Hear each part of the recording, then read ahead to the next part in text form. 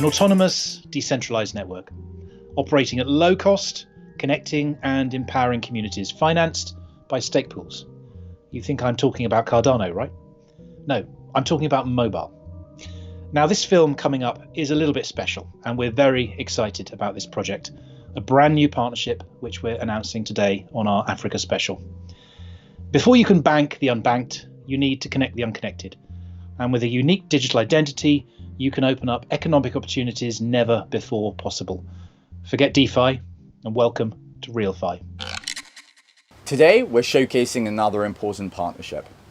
World Mobile's pioneering mobile network is bringing remote African regions online for the first time in an affordable, sustainable, and profitable way. Last week, I spent a few days in Zanzibar and Tanzania with the team from World Mobile to find out more.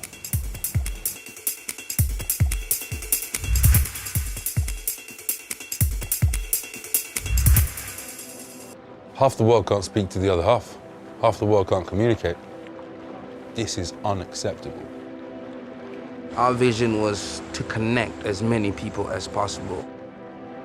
We're saying we're going to go after the unconnected, and it is actually feasible. You're going to see the potential of Africa unlocked with the average age of 19.7 years old. This is going to change the face of the planet as we know today. It's beyond the butterfly effect. This is the effect of connection, the effect of connectivity. Connectivity is the primary asset. This is something that can be realized, and in a very short period of time. A network built by the people, for the people. If you're not connected, you're just a number. Everybody should have access to the internet. You know, it's for everybody. It is a fundamental human right, the right to access. Same basic elements that used to be food, water, and air, are now power, connectivity, and identity. Your right to live your life the best way you can. COVID-19 literally proved to the world that having access to the internet can keep the world going on and on and on. Now, why did some people in this world have access to keep their lives going and others were just confined to not having access to that? And that's just not fair. Legacy infrastructure has left half the world offline. There's 1,000 mobile network operators serving 5.5 billion people. There's 0 mobile network operators serving the other half of the world. In the quest for connectivity, the quest for a faster internet connection, we've sold our rights. This is going to be rebooted in Africa. This is a network that gives people self-data governance, gives people economic freedom of choice, and ultimately at least giving people back their dignity, something that we don't have anymore.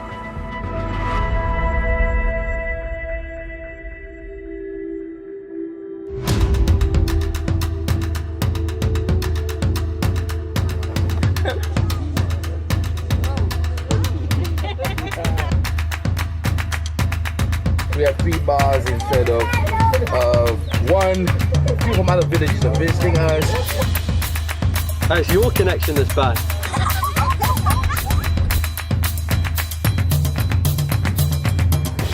I'm just on my way to Bole Airport, on my way out to see the World Mobile team in Zanzibar, which will be their first rollout location this year, see what they've achieved in the last 2 years.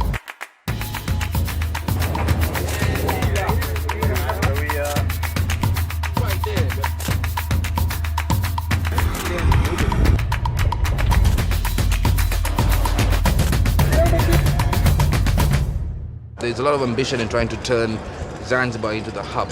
Sure. As it was before, 200+ years ago, it was the hub where everything came here and then was distributed onto the mainland. Or from the mainland, everything came to Zanzibar and then it went out to the world. This is now strategically positioned to be able to capture that particular market that is coming. So all the equipment you're bringing in, is it coming in through this port? A lot of the network equipment will just come in and we'll be deploying it starting in Stone Town. And it's going to be amazing. It's going to be amazing. You know? So you'll literally just put these repeaters, right, and cover this quite densely residential area. Yeah. And anyone that's within this region will just be able to have a Wi-Fi network, World Mobile, where they get faster data at cheaper prices. Yes.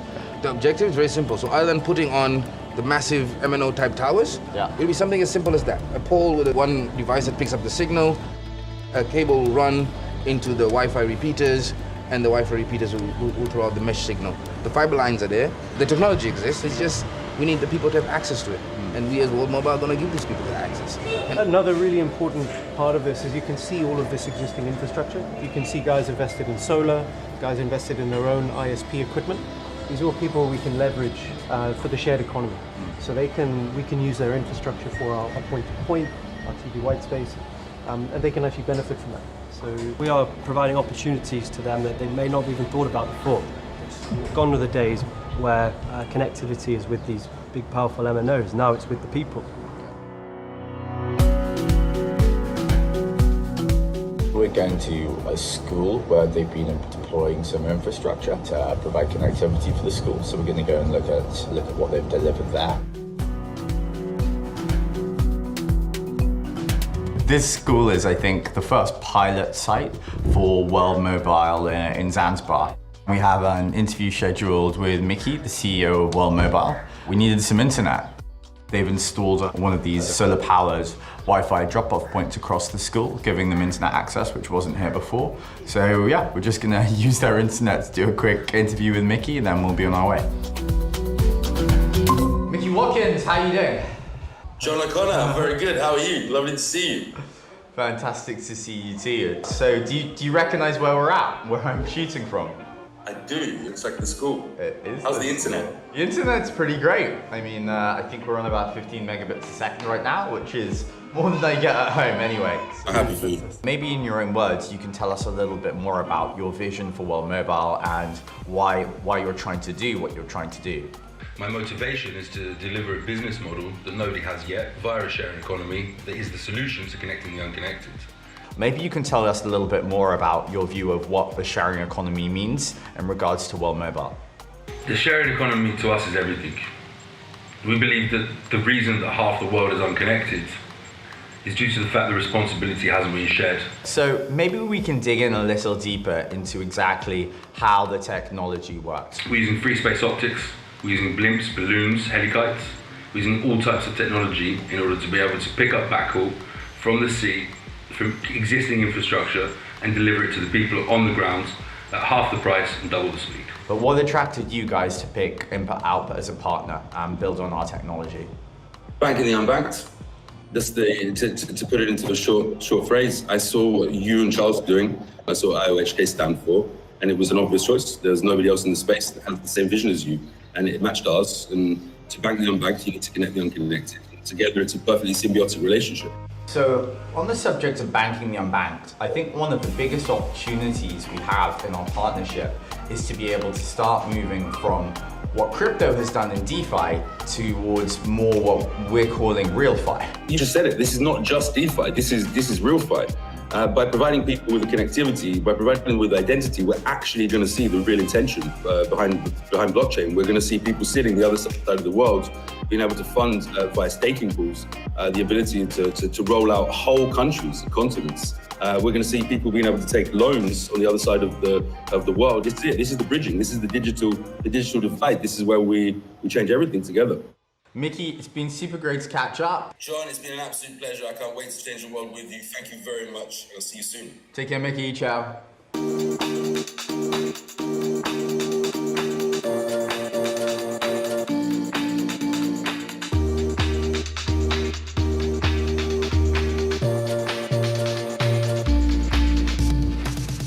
So we've got this model, right, of being able to expand into potentially rural areas which have been left out by traditional telcos. And we'd like to make sure that people are incentivized to expand this network. Explain how this would work to me when we're talking about giving lower cost internet access to those regions which have been underserved. And explain also how this fits in with the solar model which you guys have talked about. solar is just a way to create energy where there's no grid. You need a battery, you need a solar power, and you work backwards from there. So we know that our node is consuming very little power. I mean, 20, maybe 50 watts at the peak of usage. So that you really don't need a lot of energy.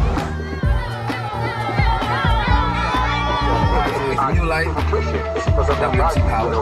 One outside here, one actually in the store. See that? Like daytime. Almost every single major highway in Zanzibar has a fiber network deployed on it, so that's one. We can do point-to-point, which is like two devices talking off towers. Do free space optics, TV white space. You can do normal free band. These are all within the realms of regulation. But then you have this element of the villages or the places where there's no fiber.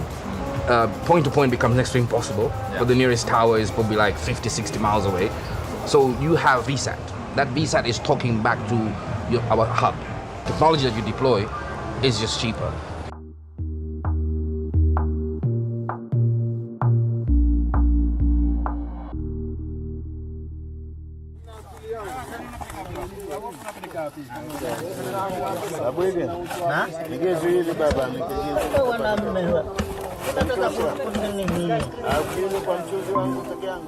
Morning, gents. How are you all doing?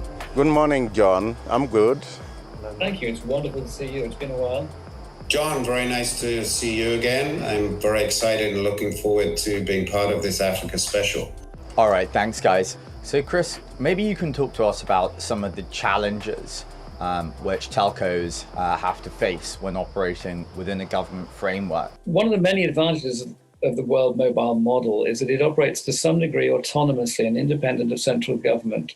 And central government in some of the jurisdictions we're talking about has degrees of corruption in all or part of it. And therefore, anything which is centrally driven and top down is susceptible to those kinds of issues. World Mobile, since it operates using frequencies which are not licensed centrally and using demand which is generated at a local level, is to some extent insulated from those kinds of pressures. Charles, how do we bridge this divide to drive further inclusivity across our societies in Africa? We need to have inclusivity in terms of communication, both for urban and rural areas. What impact will that have in terms of economic development? Much of our economy, much of our social lives, much of our economic lives now depends on digital connectivity. And for those people in Africa, they're missing out, and they're increasingly being subjected to a digital divide between those who have connectivity and those who don't. What would be the specific key benefits from connecting these unconnected populations? Definitely financial inclusion. I think access to various types of government services. With digital technology and the digitization of land records and other government things, you could access that from your phone sitting in your village. Then you could then go to a microfinance person to borrow money, to buy crops, all kinds of things like that. Charles, can you add to that? We must be able to bring cost-effective communication so that in the end, it's not a question of commercial issues, it's a question of people being included and people being in one society to communicate and relate to each other. How important is local internet infrastructure in driving that? Some person sitting in office in Silicon Valley has no idea about the needs of somebody in a village in Kenya or Botswana. And so you need to have that local innovation to get all the real benefits of a digital economy. So Chris, is there anything else you'd like to add? What I really like about the World Mobile model is that it's bottom up, it's demand driven, it's demand led. So that where there are people who need and want the service, that is where World Mobile plans to be, which is a very different way of looking at it from the classic MNO model. Charles, Andrew, Chris, thank you so much for taking the time. This was super interesting and very informative.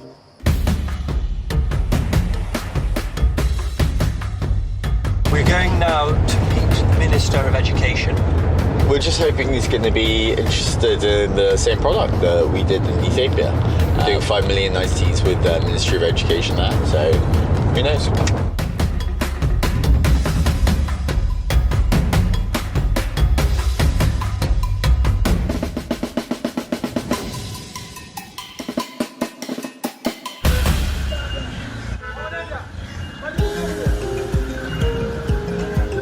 Today, we want to probably visit his campus, see the labs, the facilities, focus on the ICT guys and see what capabilities they have and how we, one way or another, can participate in the enhancement of the education system.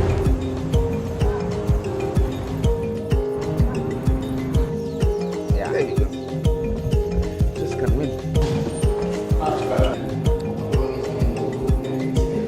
think something which would be very interesting as a partnership would be for the university to issue digital degree certificates on our blockchain.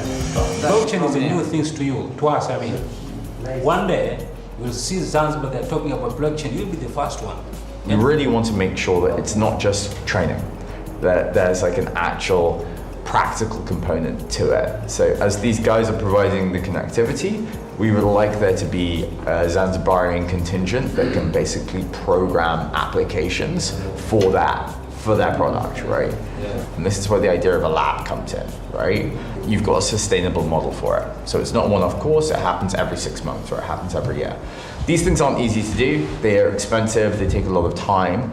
Because we come with ideas, but we need to grow with that ideas. Then we can make communication with you to help us, how we can adopt that blockchain technologies to our curriculum also, I mean, through the universities. I think it's better to discuss the modality, how we are going about. Definitely we need to have tight collaboration with us, maybe MOU or whatever. It's definitely something that we'd be happy to discuss.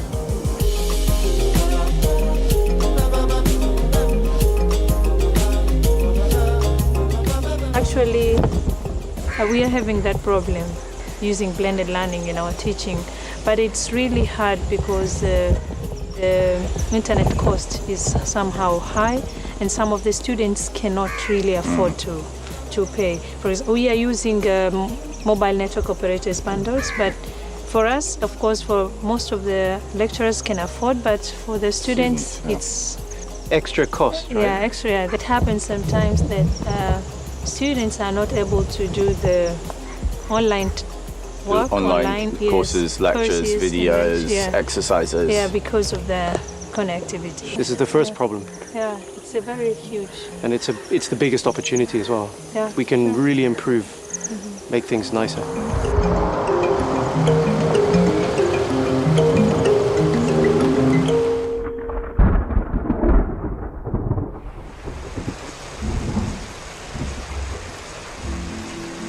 As a lawyer and as a representative of the people, I think it's important that everybody has access to information, and connectivity fits in perfectly with that.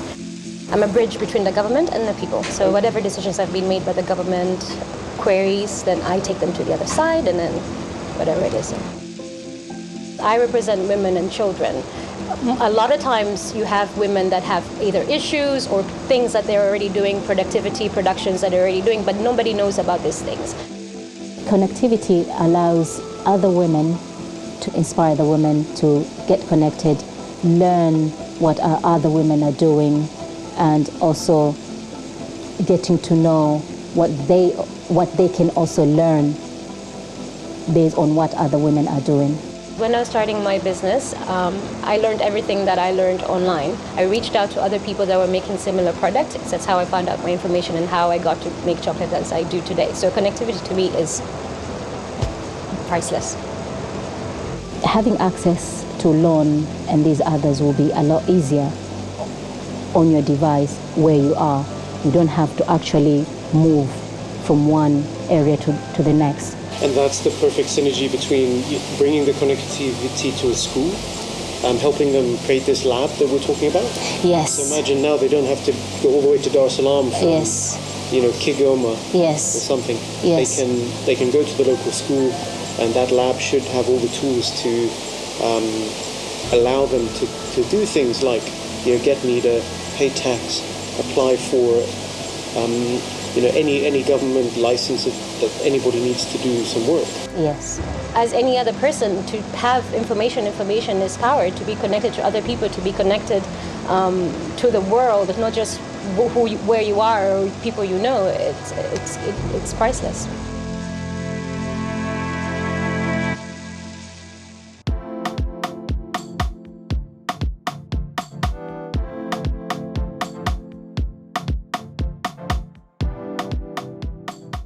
From the perspective of the consumer, they're always going to get a price which matches the best that any of the MNOs will be able to offer.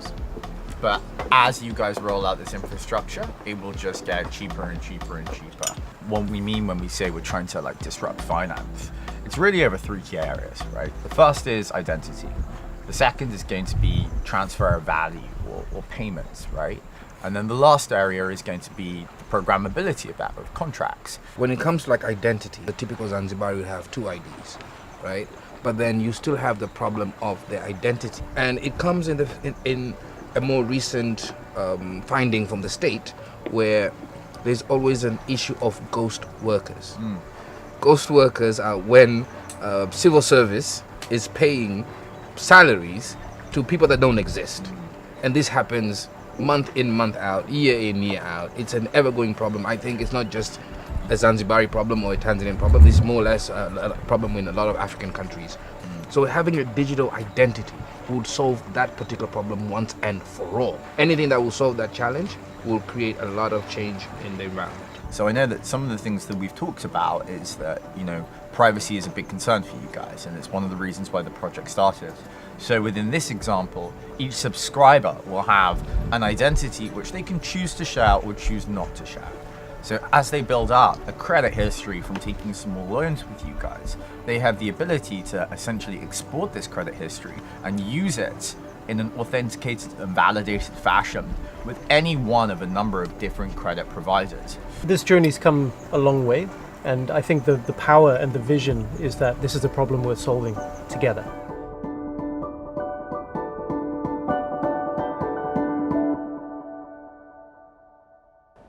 The internet is, I think, one of the most addictive things that mankind has ever created for themselves. The more you have access to it, the more you will use it, the more you would use it for what works for you. It's every human's right to have access to connectivity that allows them to be whatever it is that they need to be. I get literally hundreds of these cold emails on LinkedIn or whatever. But when I saw, quite like a nascent idea from you guys about a scalable economic model to be able to deliver internet and connectivity cheaper than any of the current MNOs and Airtels and MTNs, that's exciting, right? All of you guys have such in-depth experience and knowledge about the industry. You with your batteries supplying the telco towers here, you guys with minutes across the world, you RJ with actual experience of having a license in Tanzania and doing this kind of stuff before. You guys have come up with something innovative, and that spoke to me. How this whole thing works, again, it's a combination of the 3 different elements. The element of the blockchain, the element of the power, and the element of the connectivity. Each one of those segments independently can match anything that we can be put against in the world. One of the things which really attracted me to your project was that you'd understood a truth about the telecoms industry and were trying to solve this one particular problem.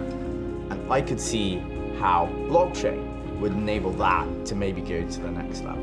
The only thing I would say, it's more fundamental. It's not like we fixed a problem in telecom. We found a problem in humanity, in civilization, where half of the world has been left offline and they don't have any opportunity to speak to the other half of the world. We've taken off-the-shelf products that are ready available.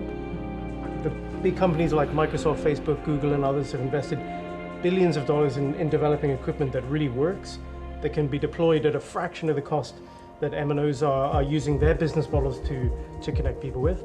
And we're taking the last mile connectivity to the people that really need it and unlocking them and allowing them to connect up to the rest of the world. I think you've basically wrapped up the whole few days and everything. Yeah.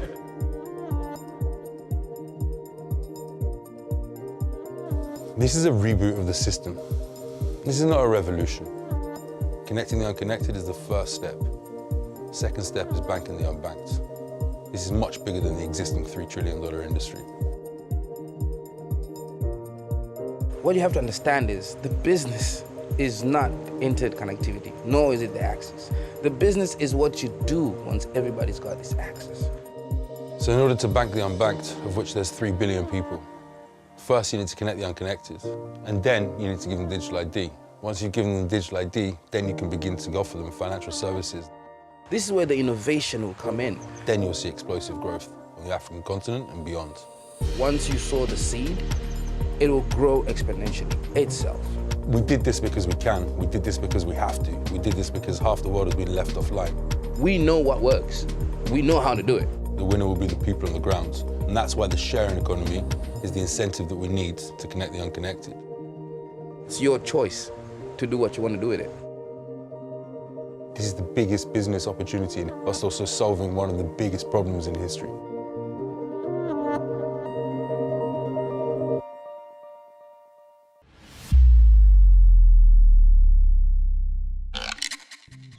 So there you have it, a new telecoms company in Tanzania in partnership with World Mobile. 100,000 subscribers in Zanzibar by the end of the year, offering data twice as fast at half the price. Not only will every subscriber have an identity issued on a Tala Prism on Cardano, but we'll also be introducing the first real Fi loans by the end of the year. Loans provided by Cardano Liquidity, providing real economic value to real people. To build valuable solutions, you need to understand the challenges intuitively with local teams and expertise. The announcements we're making this week are the result of years of work on the ground in Ethiopia and across numerous African nations. We're expanding our team now in Addis, building out our local teams to accelerate the implementation work. We're also investing in local partnerships via our new tech hub in Addis.